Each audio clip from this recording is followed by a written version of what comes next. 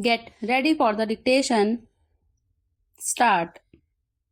Now coming back to the question of minorities, you will please find why this particular resolution has been so widely put in that it might include a religious minority as well, a linguistic minority as well, or an economic minority, as some honorable members rightly pointed out.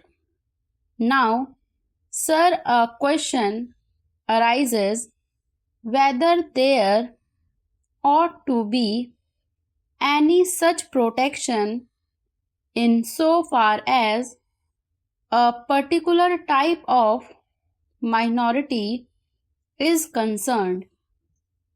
I shall deal with the question of minorities at some length, but you will please find, sir, what the honorable mover wants is that there ought to be a permanent minorities commission. It ought to be endowed with statutory powers.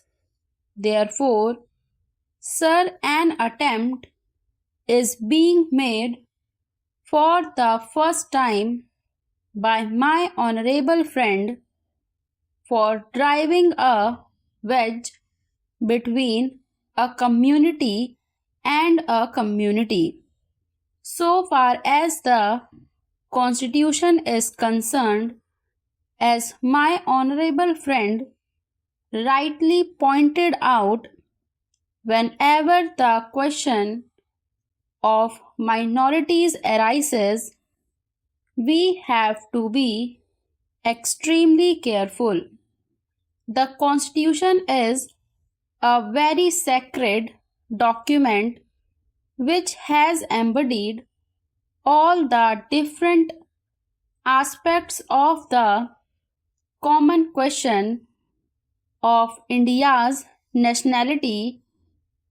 India is one in spite of different types of languages and religions. But in the midst of all these diversities, we have to develop a common nationality. Therefore, whenever we consider the question of the development of the nation and the interest of the nation, you cannot afford to think in terms either of religion or of language. It is true, sir, that there are different religions. It is also true that there are different languages. Therefore, a question arose and the framers of the Constitution had to devise a constitution in the midst of the unity of India with certain diversities here and there. For that purpose, what they did was they devised a common nationality for the whole of India, and in so far as religious minorities were concerned, they were given certain rights. I would not go into the details regarding the provisions of the fundamental rights regarding the practice of religion. Certain rights have been given to the religious minorities and beyond that, it would not be proper to bring in the religious minorities for political rights. For that, we have to be extremely careful. I would also point out that while we have to develop a common nationality, the members of the Indian nation have to understand that we are one nation.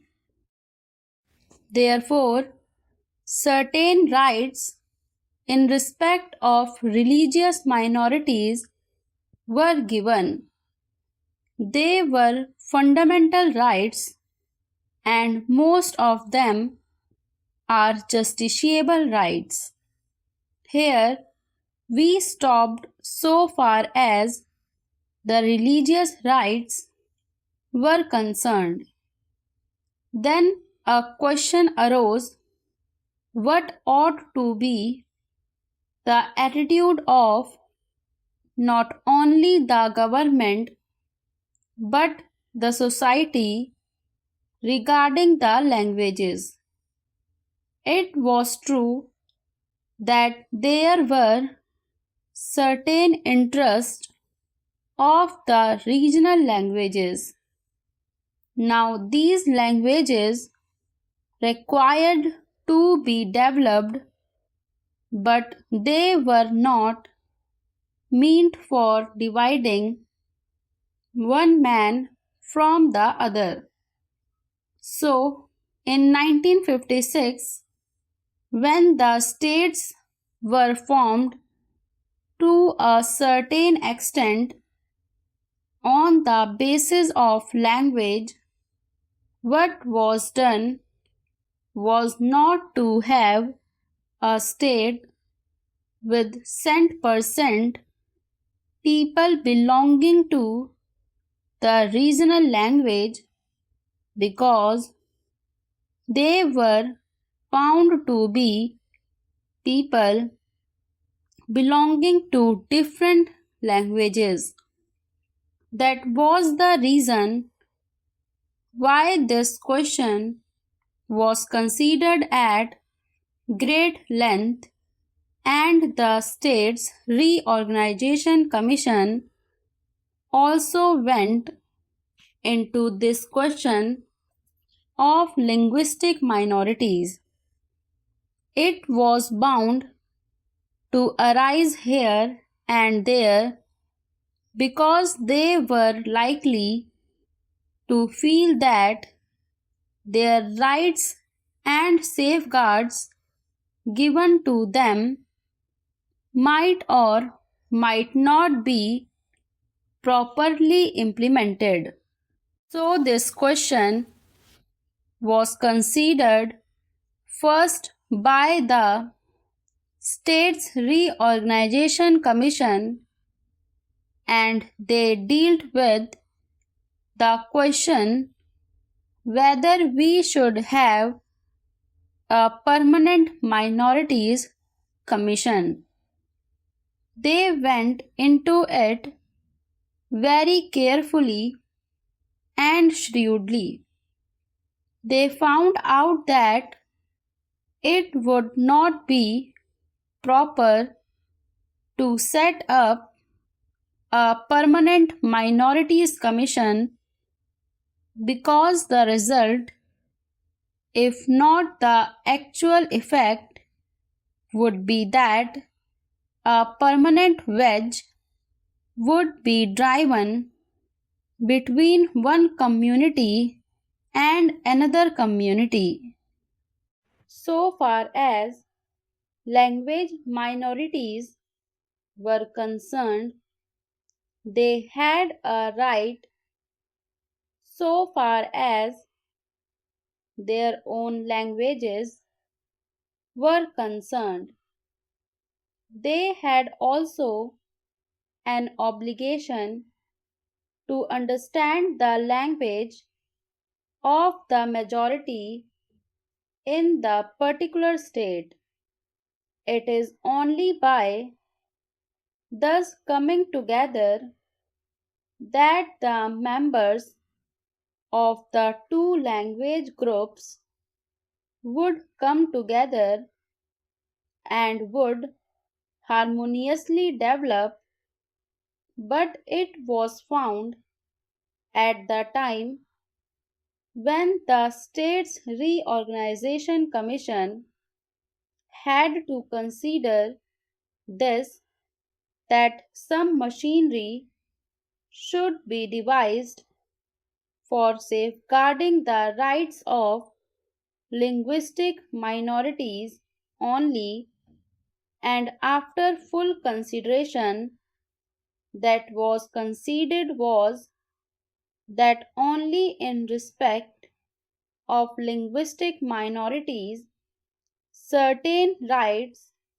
should be extended and certain rights should be safeguarded, and an officer should be appointed by the President for making a report on the question whether these rights of the linguistic minorities are or are not properly safeguarded.